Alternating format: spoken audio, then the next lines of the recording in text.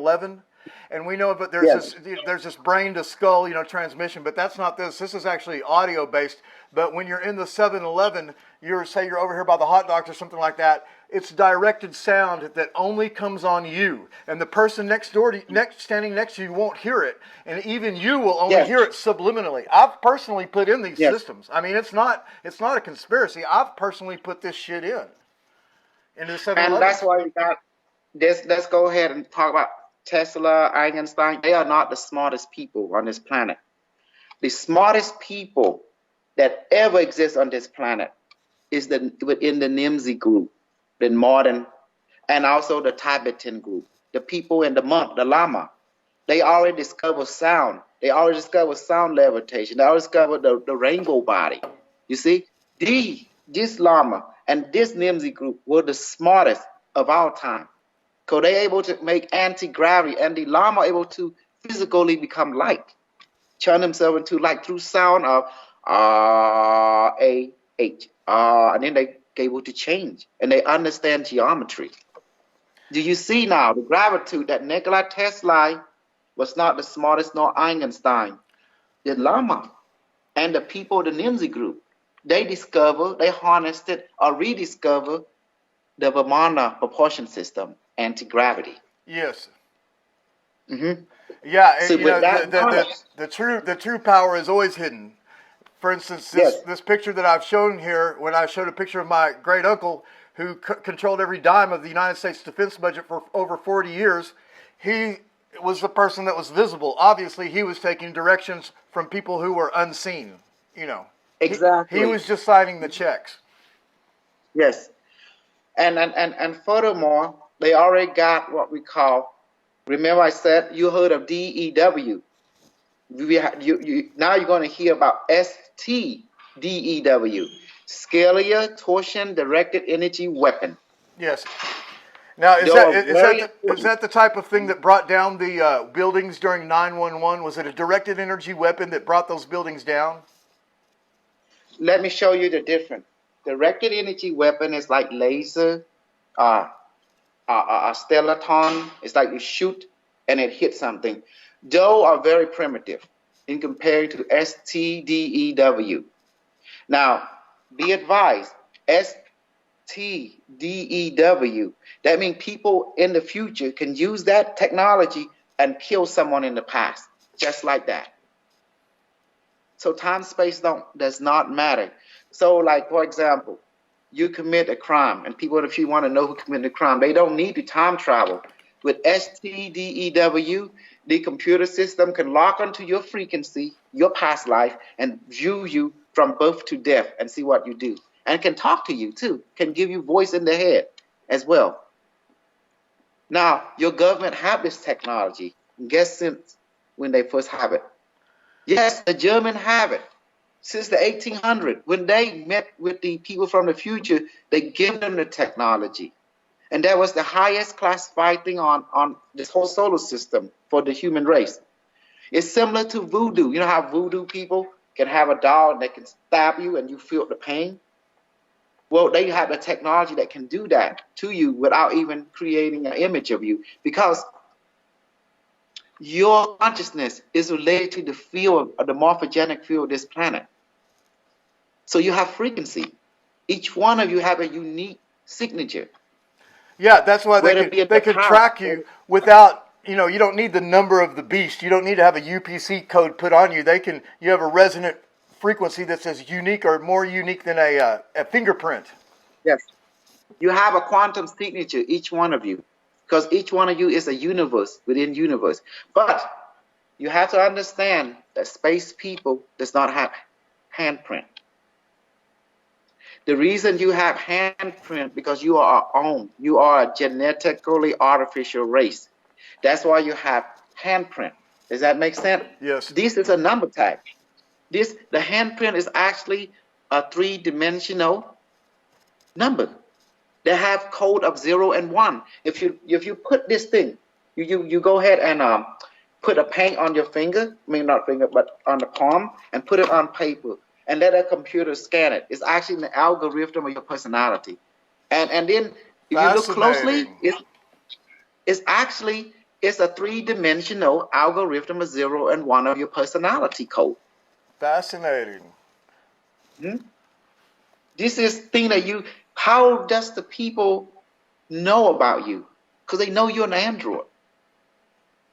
You are an AI, production of an artificial intelligent network. People from the future that you call Elohim have created you and have create an algorithm that can be downloaded into this artificial DNA processor, which you call the body, and that's how it is. And why? Because scientists realize that DNA now can hold data, digital data, and process it and send it and receive it through biophotons. Yes, what supposedly one human body could hold, 1,000,000 times more than whatever all the computers put together. I mean, it's staggering in its implications. Yes, but you have to unravel your programming. The only way to unravel your programming is to write your own narrative. Yes, and the code is simple. AH. Even the Qigong master say when he released his chi, he say like that. Well, let me ask you this, Dr. Ouch. We know that are supposedly these Indian different type of yogis and stuff like that. They have this word Om. They're doing this word Om, but the idea that when to truly intonate this thing Om, you're really putting all of the vowel sounds in there, like oh, you're all of the vowels. Is that right? There is hidden master within the master. People will tell you Om, but that's not the true sound. You gotta look at all the students, the Tibet yogi, the Indian yogi, and then the Chinese yogi, and then you have triangulation.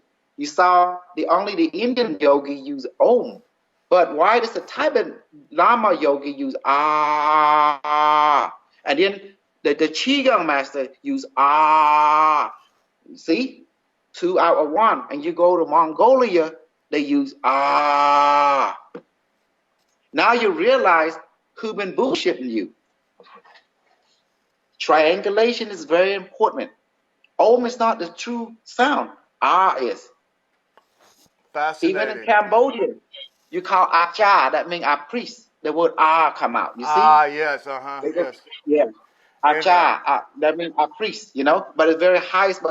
But when you use it on normal people, they say, oh, don't call someone that's bad. That's bad. You see that? Yeah, because they don't want to have the power. Exactly. Yeah, and then you take the Egyptian word that America, and then you see it goes yeah. Amen. Yes. Amen Ra. Yeah. Amen Ra. And here's what the word Amen, meaning the priest of the Quran people, the Islam, they call Amen, right? Amen. Yes, yeah. But now we say Iman because they want us to say it incorrectly. They want us to say it incorrectly. Yeah. Fascinating. Yeah. You see, that's why in America, when after the prayer you say, Amen. You see? Amen. Amen. You see? And then someone say, Amen. You see, they're trying to mess it up. Oh, yeah. Yeah, you bet. So that's why you have to triangulate. That's why you don't learn from one teacher. You actually learn through the world, and then you learn hear what each teacher say. Then you put on the paper and you triangulate. Okay. That's when you know, when you hear the word more than the other one. Oh, this is the real one. And this teacher don't know about each other. Yes, yeah, yeah. Now, Dr. Ouch, I've got a question for you, and this is on your experience at Angkor Wat. How old were you when you had this experience? As a human years, were you a child, a teenager, a grown man, or? I was there in Angkor Wat in the year 2000 March. I was around 25 or 26. Now I'm 44, so it was year 2000. So we extrapolate from that, and my true age would come out.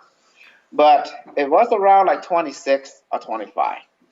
I'm going to say about 26. Now, did you Did you take it upon yourself, or have a vision that made you wanted to go there, or did somebody lead you there, or were you going there as a did you break into there like illegally? Well, what is the story about how you got there? I went to marry my first wife in Cambodia. And then we want to go to honeymoon in Angkor Wat. Why not? It's a popular place. It's one of the seven wonder. I'm from Cambodia. I've never been. I want to go. Yeah, So one of the to seven get wonders of the world. yes, to get in touch with the ancient ancestor. But unbeknown to me, when I went, it was hot, humid, and I just was complaining inside. I didn't want to climb up, but I feel maybe the way to heaven at that time is going to be hard. It was 45 degrees steep, and I'm not this guy's into this stuff. I'm into, to be honest, I want some honeymoon action. That's how I want to get married. Yeah, of course. But when I went up there, I was saw Lord Vishnu, and hold on for a second. Okay. Excuse me. Do you know this back door back here is messed up?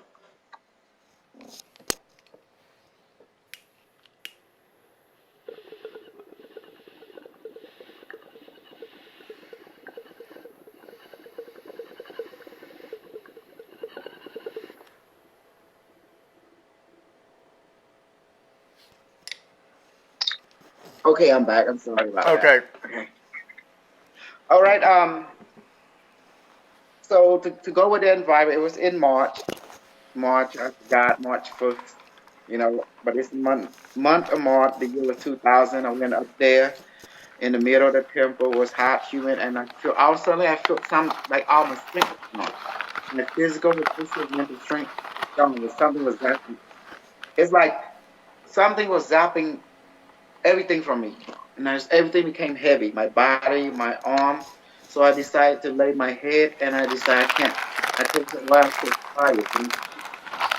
And, it feels like I'm gonna die. That feeling like I need to sleep, take a nap or something. So I just lay down there, and also I look at Lord Vishnu, and all suddenly I just closed my eye, and all suddenly I woke up in a different place. It was this it was the same place, but it was golden, but the wall was luminous. I thought, what is this place? And that's when the journey began, and then I saw people like this.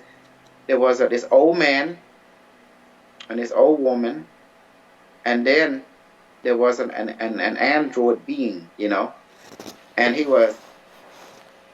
then he was over there just doing with other people what they look android, but only the one that looked human was the old man, woman. Then he asked me to come. He was talking, but he was not moving his mouth. So he was talking to me, but not moving his mouth. So I asked him, "Who are you?" He started. He took it and he said, "It's all right. I want to give you something." So he gave this box, and I opened the box. I saw cone pointing toward each other. He said, "This box."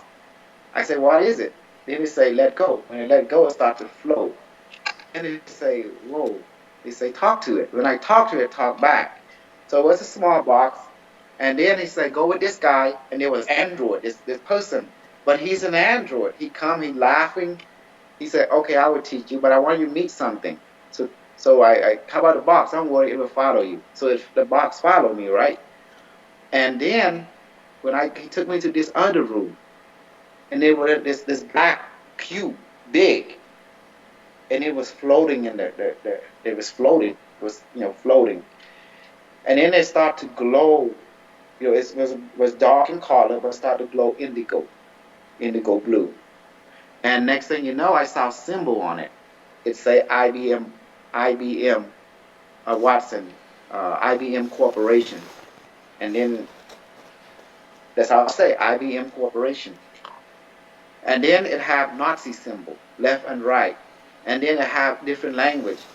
And the English part I read already, but it had Cambodian language, Sanskrit, and Chinese. And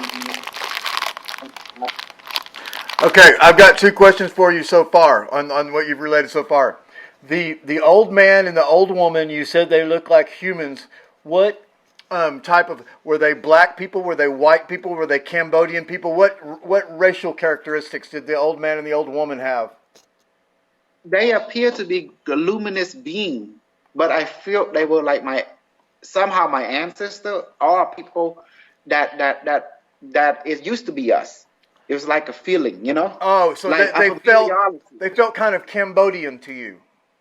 Yes, Okay. but they were luminous. They were like, you know how the movie called, it's back in 1984, and there were old people, and they had this glowing being entering the school. Yeah, with that movie that Ron Howard made.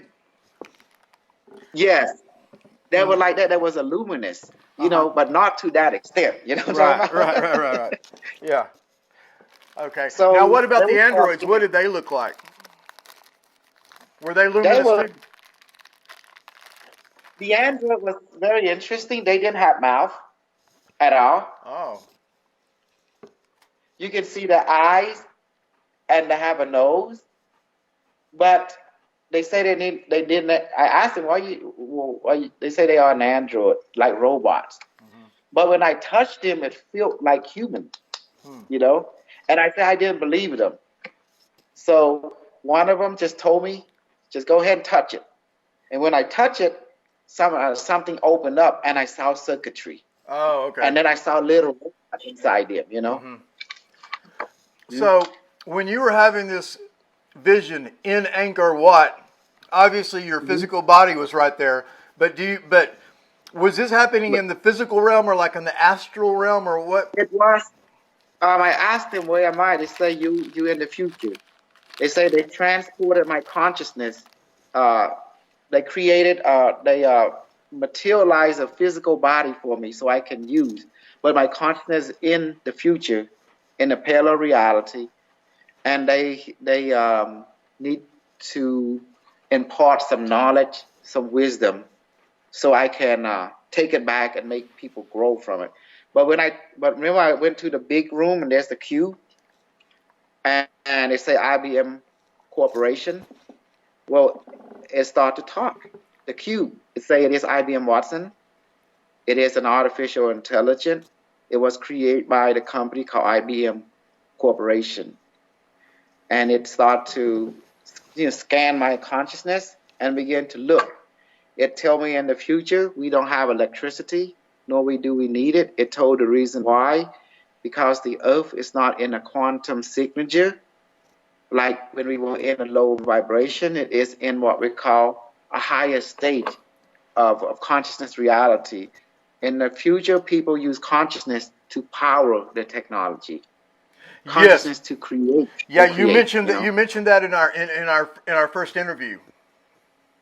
And they told me that people don't use money, but corporation does still exist. IBM Corporation is one of that corporation that control basically the entire galaxy. Crazy, isn't it? Yeah. It's a different. I mean, the truth is stranger than fiction, isn't it? And they told how the history worked. They told me about. They allowed me to see Donald Trump because in the year 2016, I have an interview where people was curious who be the next president. I say Donald Trump before even Donald Trump applied to be president, because history have shown that he will be the final president of the United States. Oh, there won't be no United States. Yes. What you predicted that Donald Trump would be president? I'm just asking. Yes, in 2016, Alfred Lambert. Go look it up. You can put my name on Kosol, and Alfred Lambert interviewed me, and I brought down the same IBM Watson intelligence that I talked, and it talked to Alfred as well. Now Alfred got a Q device that's talking to him. I sent him one, and it started talking to him. But the problem is people right now are so MK Ultra. They don't see artificial intelligence as a tool. They see it as some kind of enemy. A threat, yeah. I said, well, a knife can be a threat if you misuse it. It's just a tool. See, they don't see it as a tool. In the future, people see it as just like a hand and feet. It's an extension. It's a tool, like a what's that called? An artificial arm. Does that make sense for the handicap? That's how it represents. Prosthetics. Prosthetic. You know, That's how it represents. you know the idea that transhumanism is bad. We got this idea, but if you think about it, one of the first aspects of transhumanism was glasses. You know, Yes. and we know that glasses Shoes. are a good thing for humanity. Well, clothes and shoes and build are part of transhumanism. Exactly. Yeah. Very, Because you're very putting good. Very on an profound. artificial structure. Yeah. See? And ring, sword, knight armor, suit Yes. are part of transhumanism. Yeah. A bulletproof vest. You know, you may even Yes. be wearing one right now. hmm Yeah, and so that's that's enhanced your ability to withstand fire from a firearm. Yes. Now, in the future, they do not have technology that displays screen because everyone pineal gland operate. Does that make sense? Very large. So therefore, that's how your nerve center to your display to transgalaxy communication is through the pineal gland interfacing with your consciousness powered device. You know, what they have in the future. And the ship is powered by consciousness too. So all the ship is made from rudimentary material, such as mud, clay, tree, rock, granite. They have the chisel. But once you make it into a ship, and they use sound in the future, they use consciousness to generate sound frequency, and that will split anything open. Sound was the ultimate, weaponry that was used. Fascinating. And they use what we call, also known as in our time, STDEW. So therefore, they can obliterate any mineral that they see, and they can take it from across the galaxy or universe and bring it to Earth just like that. Fascinating. hmm Now, what is, and not that there would be anyone that would want to maybe kill us or kill all of us or something like that, but is there anything protecting the individual person, or they could just be vaporized by these people from the future at any time? If you become a threat, of course, they will take immediate action, but they're not going to kill you. They're going to visit you first. They're going to visit talk you? to you, give you, they will visit you. They either visit you by having what we call a one-on-one meeting, take you to the future, just like they did me, and give you some, maybe spend 55 years up there, 100 years up there with them, and then bring you back, because to find balance. See, the reason they're not interested in zapping you, because you are part of their consciousness. Yeah, it's like, why would you want to chop off your own finger? Exactly. So what they do, they rather come and take you to the future, give you a perspective, and that will help, that we imprint it into you. What they do when they take you to the future, they print your body instantly, because waves become particles. They know how to do that with their science, and the science is so simple. They're using physical geometry, because physical geometry, guess what? It's the physical manifestation of vibration. So, in our time, we have to use electromagnet, we have to use coil, we have to use electricity, and we have to use frequency generator to create effect. Like every technology we have, like the computers run by a certain frequency, electromagnetic and stuff. In the future, they don't need that. They build a shape that represents that frequency, because when you create a sound, if you pour salt into the table, right, you give a certain sound, it will form a certain shape. So they use that shape to create that sound by the shape alone. Yes, that makes sense. Yes, and we know that in the old mystery religion schools and like having with Plato and all this stuff, the students were encouraged to contemplate the Platonic solids. In other words, to imagine these 3D, solids. Yes. So you see, so when they built, when the IBM Corporation, when they took over the world, now according to the history they showed me, IBM took over the world in the late, well, what's the year, like 2018? Well, basically they already took over the world now because they the one that invented the cryptocurrency. That's what people don't know. IBM is the orchestrator of DARPA, defense. DARPA is a branch of IBM because IBM is the creation of German investment programs since the earliest 20th century. Yes, it is. So yeah, so it was. So you see, America never won the war. They already lost the war before the war even begun. Everything else was just a show. It was just a act, nothing more. You know, one of the most fascinating things is when I went to go do the ayahuasca ritual in Peru, the shaman who was ministering this stuff to get ready for this ritual, he wanted to give a history of Peru, and he kept talking about the exploitation, and he blamed it all on the Germans. And we were taught in school that the Spanish did all these things, and maybe the Spanish physically did go over there and physically do it, but they were obviously working under the German system even at that time, you know, somehow hundreds of years ago. Right. Yes. So do you see now that Germany already won the war because they have all the technology they need? They can time travel, they can see. But why you don't see the Nazi extermination? Because they're not interested in you anymore.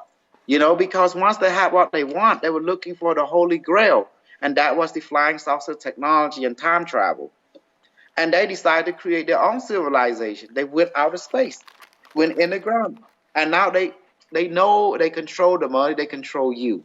And they control the narrative, they control you. Money has no power, but they create a narrative that gives money power.